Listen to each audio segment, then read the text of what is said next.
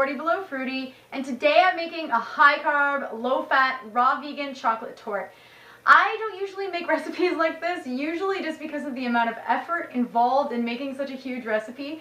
The effort is worth it this time though, because it's a friend of mine, her birthday is tomorrow, and wanted to make her something special. We don't really believe in giving gifts, especially when people don't need them. So we thought instead we'll make her a delicious dessert that she can enjoy. Start off with, you're going to need 1 cup of dried white mulberries, 15 Deglet Newer dates, 3 dried figs chopped, 2 tablespoons of maple syrup, 4 frozen bananas, 1 avocado, 1 teaspoon of vanilla powder, and half a cup of carob powder.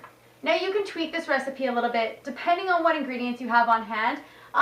I get my dried white mulberries, they're organic, from a company here on Vancouver Island called Harmonic Arts.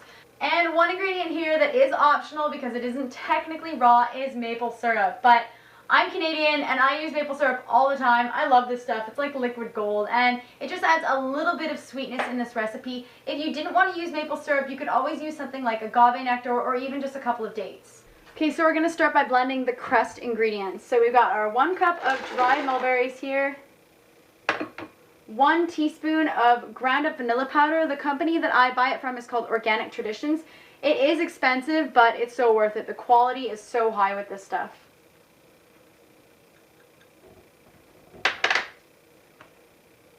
Next, I'm going to put in the chopped dates and the chopped dried figs.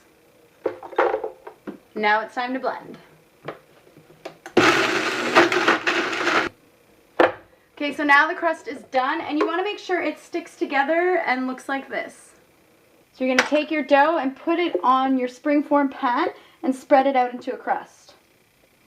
So I just finished pressing the crust into the pie plate here, or into our springform pan. Something that's going to make it so much easier for you guys is to wet your fingers. If you try to touch this dough, it's going to be very, very sticky. So just get a little bowl, fill it with water, wet your fingers, and it is going to make your life a lot easier. Now it's time to blend the filling. So something that's going to help you with blending the filling as well is putting the really easy to blend items at the bottom of your blender, like the avocado, because it's so soft. If you put something really dry and hard at the bottom of the blender, it's going to make it that much more difficult. Next, I'm going to pour in the maple syrup. Try to get all of it out of there. Then I'm going to throw in our carob powder and our frozen bananas.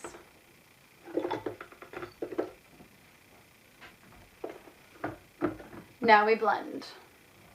So I've just blended the filling a bit and I tasted it and it wasn't quite sweet enough for my preference. So I'm going to add 2 more tablespoons of maple syrup. You can keep it at the sweetness it is. It all depends on your taste. So now we're just going to layer our filling into the pie crust. Our chocolate pie is all done. It smells so good and the frosting or the filling tastes so incredibly delicious. So what I'm going to do now is freeze this overnight. This is what it looks like. It's fairly stable there, but you do want to freeze it just to make sure it sets, and then you can top it with whatever kind of fruits you want. I'm going to slice banana on top, maybe some fresh raspberries, and then we're going to serve it as a birthday cake. The great thing about this is that it still is relatively low in fat. It does have a whole avocado in it. You can put half of an avocado and add a couple extra frozen bananas if you want. It's entirely up to you. But if you're sharing it with others, then you're really only going to have about a quarter of an avocado, and that's not that much, especially for a luscious, delicious dessert like this. If you guys want more delicious recipes like this, sweet treat, raw food recipes, check out my Seasonal Sweets ebook. It is in the description below and you can buy it. I don't have it in hard copy format yet. I'm hoping to have that come out for you guys soon, but right now you can get it as an ebook format.